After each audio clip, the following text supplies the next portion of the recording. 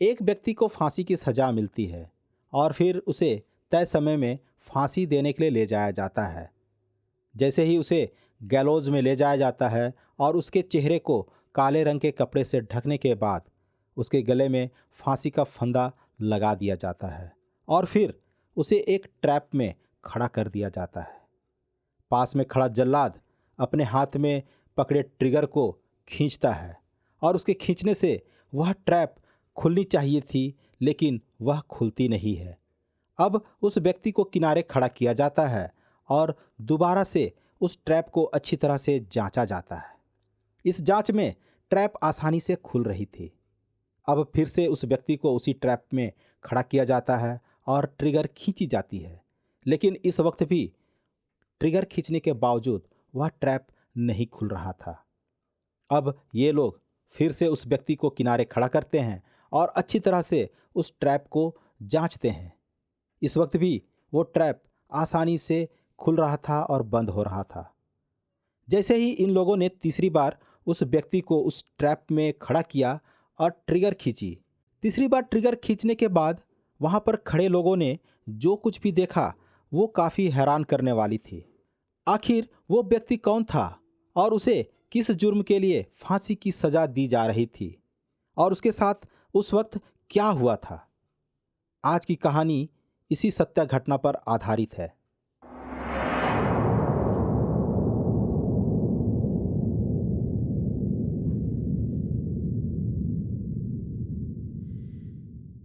Hello guys, welcome back to the another episode of mysterious crime podcast.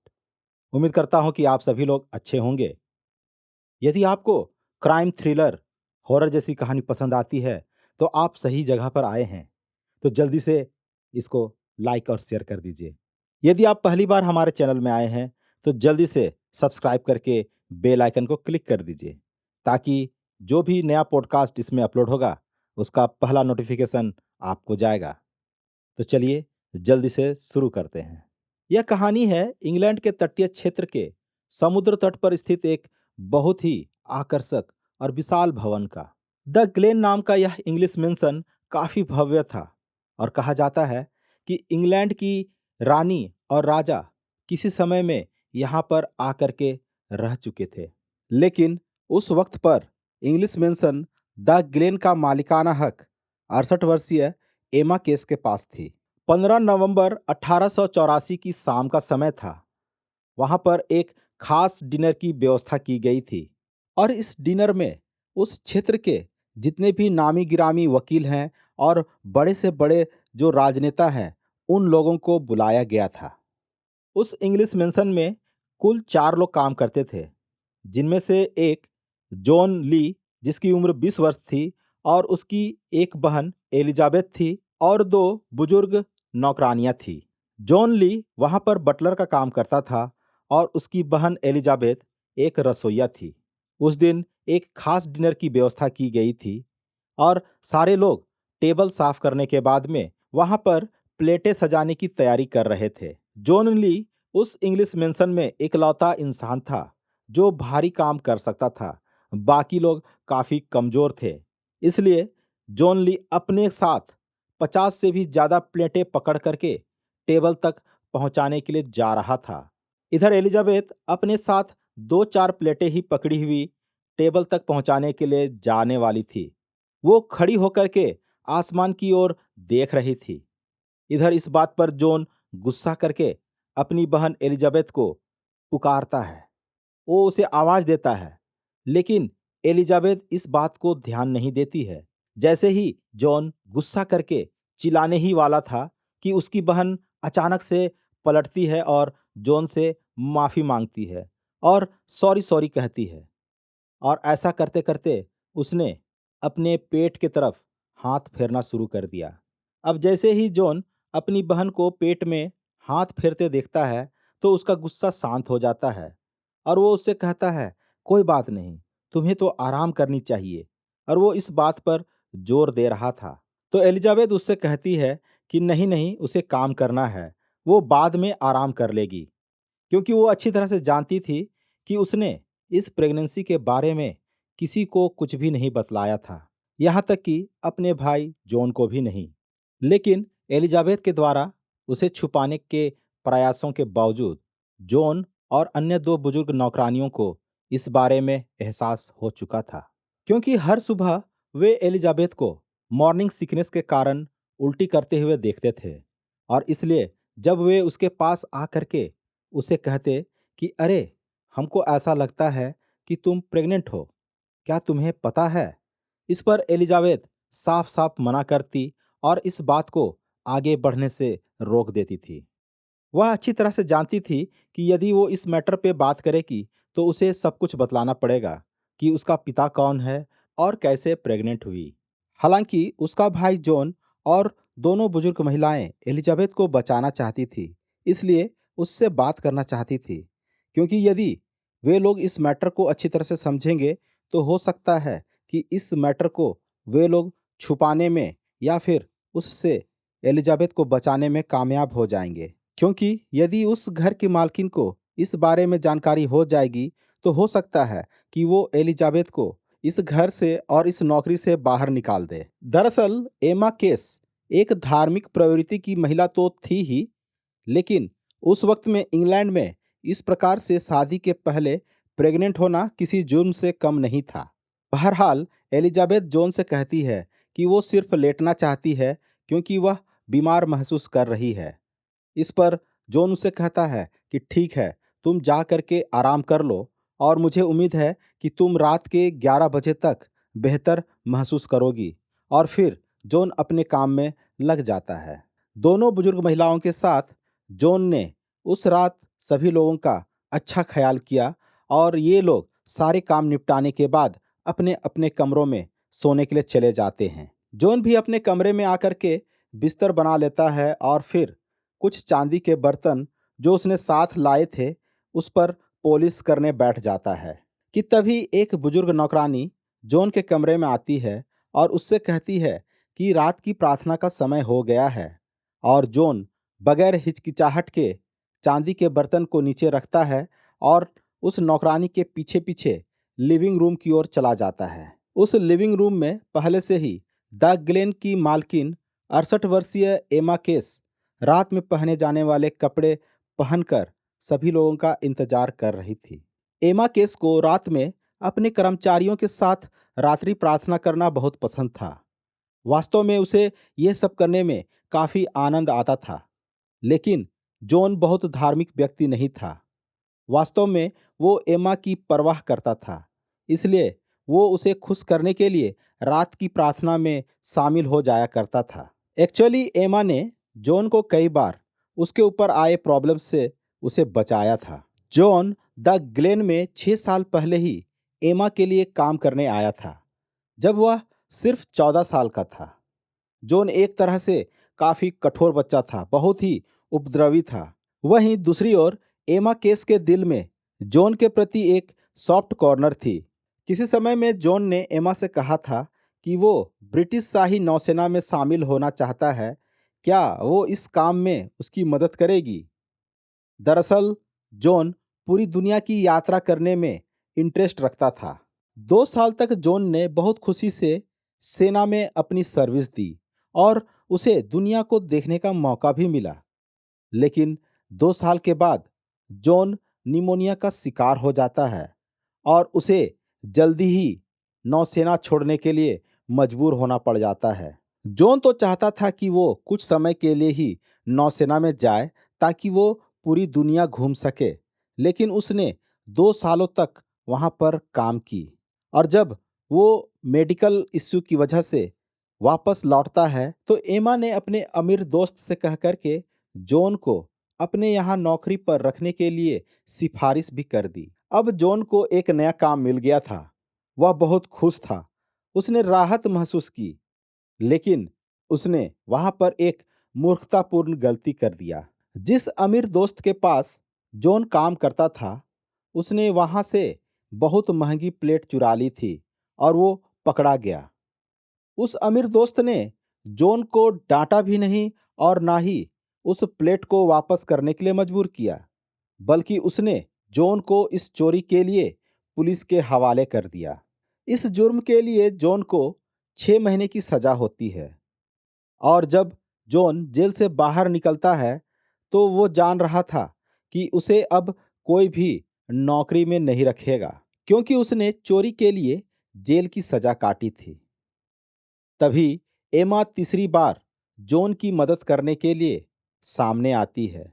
एमा को लोगों की गलती पर उन्हें माफ करना और उन लोगों को एक नया मौका देने पर बहुत विश्वास था। एमा जॉन से कहती है कि तुम अच्छी तरह समझते हो कि तुमने क्या गलती की है, फिर भी क्यों नहीं तुम ग्लेन में मेरे लिए काम करने के लिए वापस आ जाओ।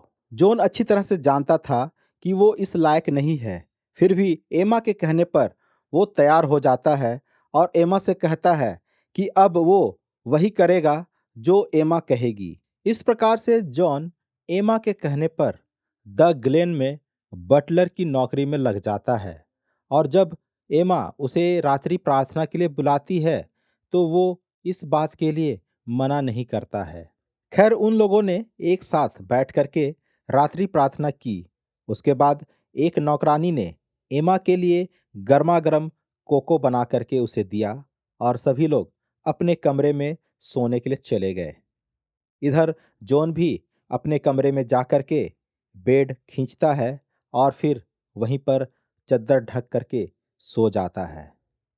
लगभग सुबह के 3:30 बज रहे थे कि अचानक बचाओ बचाओ की आवाज जॉन को सुनाई देती है। जैसे ही वो अपने कमरे से बाहर निकलता है, उसने देखा कि रसोई में काफी धुआं भरा हुआ था, जहां पर उसकी बहन और वो दोनों नौकरानियां सोती थी, और उन्हीं लोगों की ये आवाजें आ रही थी।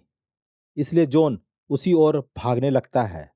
हालांकि उसे कुछ भी स्पष्ट नहीं दिखलाई दे रहा था कि सामने कौन है। फिर उसने कमरे में देखा तो वहां पर कोई नजर नहीं आता है।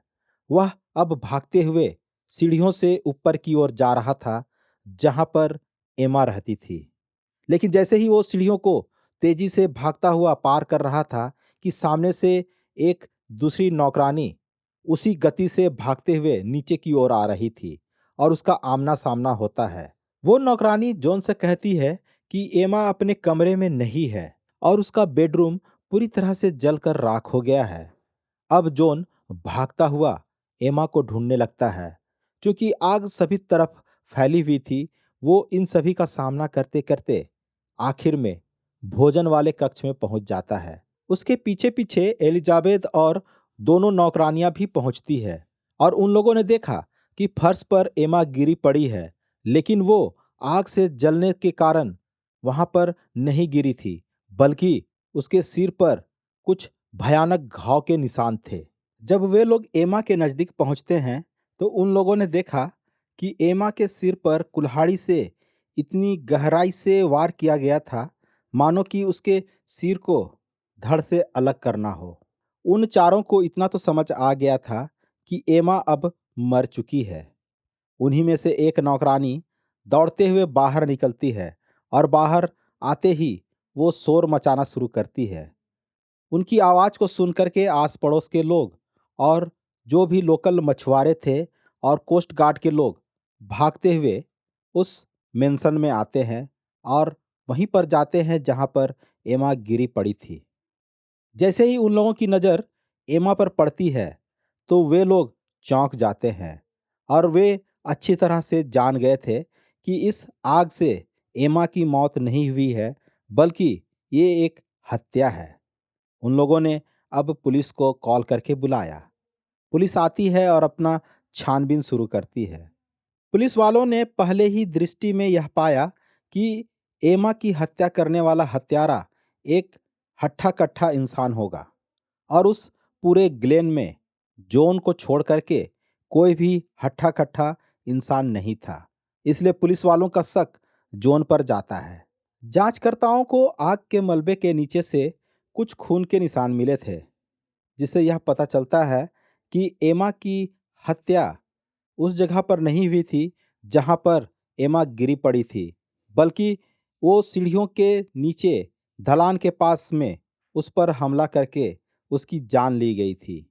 और वो सीढ़ियां पेंट्री वाले कमरे से ज़्यादा दूर नहीं थी जहां पर जॉन सोया करता था। जांचकर्ताओं को उसी पेंट्री वाले कमरे के दरवाजे के ठीक बाहर एक खून से सनी कुल्हाड़ी और एक चाकू भी मिलती है। इससे जांचकर्ता इस निष्कर्ष पर पहुंच चुके थे कि यहाँ पर जानबूझकर के आग लगाई गई थी ताकि इस हत्या को छुपाया जा सके। और जिस ज्वलनशील तेल से उस मेंशन में आग लगाई गई थी, वो तेल पूरे मेंशन में सिर्फ और सिर्फ उसी पैंट्री वाले कमरे में रखा जाता था जहां जॉन सोता था। अब जॉन के खिलाफ काफी सबूत थे, इसलिए जॉन को गिरफ्तार कर लिया जाता है और जेल भेज दिया जाता है। जेल में एक गार्ड जॉन के पास आकर के उससे कहता है कि उससे मिलने के लिए एक मेहमान आया हुआ है और वो उसे जेल से बाहर निकाल करके गलियारे से होता हुआ एक कमरे की ओर ले जाता है। जॉन कमरे के पास पहुंचने के बाद अंदर की ओर झांकता है तो देखता है कि कुर्सी में एक व्यक्ति बैठा हुआ है जिसने बहुत अच्छे कपड़े पहने हुए थे और दिखने में वह काफी सुंदर लग रहा था। देखने से ही पता चल रहा था कि उसे जॉन का ही इंतजार था। जैसे ही जॉन उसके नज़दीक पहुंचता है तो सामने वह व्यक्ति उसे बैठने के लिए कहता है और उस व्यक्ति का नाम था रेजिनाल्ड टेम्पर। वो एक बहुत ही सफल वकील था और उस क्षेत्र में उसका काफ़ी सम्मान था। और उसने जॉन से कहा कि वह जानता है कि उसने ये हत्या नहीं की है और वो उसे जेल से बाहर भी निकाल लेगा। अब जैसे ही इस केस की सुनवाई शुरू होती है तो रेजिनाल्ड जॉन के बचाव पक्ष में अपनी दलीलें पूरी मजबूती के साथ रखता है। वह कहता है कि पुलिस वाले अपनी जांच ठीक तरीके से नहीं किए हैं और इस प्रकार से वो पूरे के पूरे अभियोजन पक्ष को कमजोर कर देता है। इतना सुनने के बाद जॉन को भी एहसास हो गया था कि यही वो व्यक्ति है जो इसे इस जुर्म की सजा से बाहर निकाल सकता है। अपने पहले दिन के अच्छे प्रदर्शन के बाद दूसरी तारीख में रेजिनाल्ड बगैर किसी को कुछ स्पष्टीकरण दिए अदालत की तारीख में सम्मिलित नहीं होता है। वह तारीखों को चूकता जा रहा था। कभी कभार वो अदालत आ भी जाता था, लेकिन वहां पर पहले के जैसा शानदार प्रदर्शन नहीं कर पा रहा था।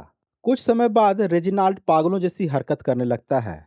इसे देखने के बाद जज वहां पर के जूरी मेंबर से राय लेते हैं और कहते हैं कि वे लोग बतलाएं कि क्या जॉन वाकई में दोषी है या नहीं।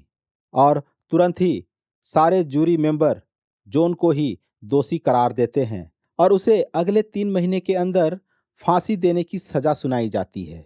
और फांसी देने जाने तक उसे जेल की कोठरी में डाल दिया जाता है और वहां पर जॉन अपनी फांसी के प्रतीक्षा में बैठा बैठा चिंतित था। वह जानता था कि वो निर्दोष है, इसलिए वो ईश्वर से कहता है कि वो उसकी रक्षा करे। आखिर फांसी वाला दिन पहुंच जाता है। 23 फरवरी 1885 को जॉन को फांसी देनी थी। उस दिन जल्लाद उसे ले जा करके उसके चेहरे को काले कपड़े से ढकता है और उसके गर्दन में रस्सी फंसा देता है। और फिर जल्लाद एक लीवर को खींचता है जिसके खींचे जाने से ट्रैप का दरवाज़ा खुल जाए और वहीं पर जॉन टंग करके अपनी जान गंवा दे।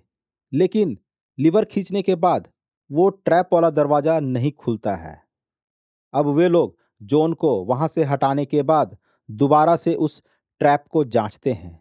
जैसे ही लीवर खींचा जाता है वो आसानी से खुल रहा था। अब दोबारा से जॉन को उसी ट्रैप पर खड़ा करके लीवर खींचा जाता है। यहाँ पर दोबारा लीवर खींचने के बावजूद वह ट्रैप नहीं खुल रहा था। फिर से जॉन को किनारे किया जाता है और उस ट्रैप को जांचा जाता है। इस बार भी ट्रैप अच्छी तरह से काम कर रहा था। अब तीसरी बार जॉन को उसी ट्रैप पर खड़ा किया जाता है और लीवर खींचा जाता है। इस तीसरी बार लीवर खींचने के बाद वही होता है जो पहले 2 बार हुआ था। ट्रैप नहीं खुलता है। इस प्रकार से जॉन को फांसी नहीं दी जाती है, क्योंकि चौथी बार ऐसा प्रयास करना एक क्रूर और असामान्य सजा मानी जाती थी। इसलिए जॉन के मौत की सजा को 22 साल के लिए जेल की सजा में तब्दील कर दी जाती है। इधर जॉन की सजा जेल में कट रही थी। उसे अब बहुत सारे लोग भूल चुके थे कि लगभग 5 साल बाद 1890 में एक गणमान्य व्यक्ति को कुछ लोग कब्रिस्तान में दफनाने के लिए ले जा रहे थे। उस दफन क्रिया में शामिल होने के लिए उस क्षेत्र के अमीर लोग, राजनेता और बड़े से बड़े वकील भी शामिल हुए थे। चर्च के प्रीस्ट दफन क्रिया की सभी विधियों को पूरा करने के बाद कब्र में मिट्टी डालने की प्रक्रिया शुरू करवाते हैं और सभी लोग एक एक करके अपनी मुट्ठी में मिट्टी लेकर उस गणमान्य व्यक्ति की कब्र में डाल रहे थे। इसी बीच पीछे से एक धीमी आवाज धीरे धीरे जोर होती जा रही थी और उस आवाज में कुछ शब्द स्पष्ट रूप से सुनाई दे रहे थे, जिसमें साफ कहा जा रहा था कि आज हमने एक हत्यारे को दफन कर दिया है। दरअसल कई लोगों का मानना था कि 15 और 16 नवंबर 1884 की रात जो घटना एमा के साथ हुई थी, उस घटना में इस व्यक्ति का हाथ था।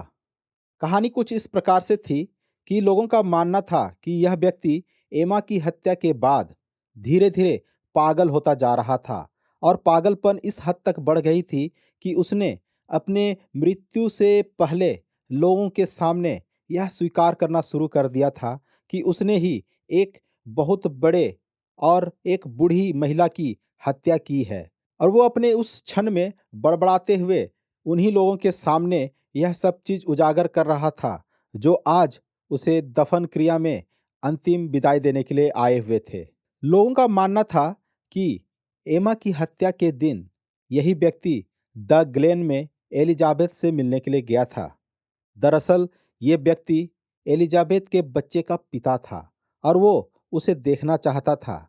और जब वो उस मेंशन में अंदर जाता है तो उसकी आवाज़ सुन करके एमा, जो उस वक्त तक जगी हुई थी, आवाज़ सुन करके सीढ़ियों से नीचे आने लगती है।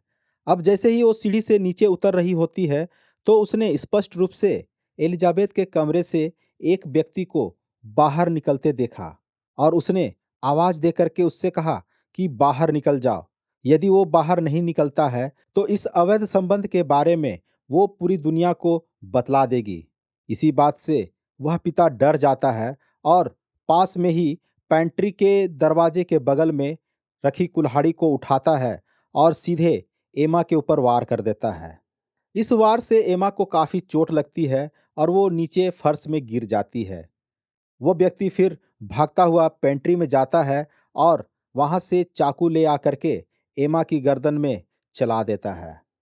अब जैसे ही वो जान जाता है कि एमा अब मर चुकी है तो वो दोबारा से पेंट्री में जा करके वहां रखे ज्वलनशील तेल को बाहर लाता है और पूरे कमरे में उस तेल का छिड़काव कर देता है और फिर एमा को खींचते हुए लिविंग रूम में ले जाता है, जहां पर अक्सर एमा रात के समय में कुछ किताबें पढ़ा करती थी।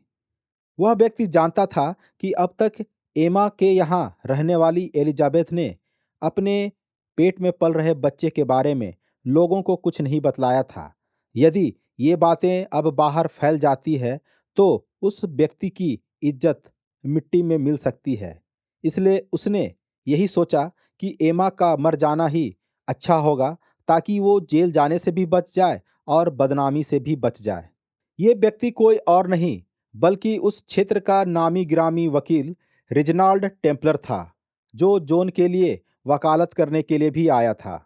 शायद उसे अपने किए पर पछतावा हो रहा था, इसलिए जॉन की मदद करना चाहता था।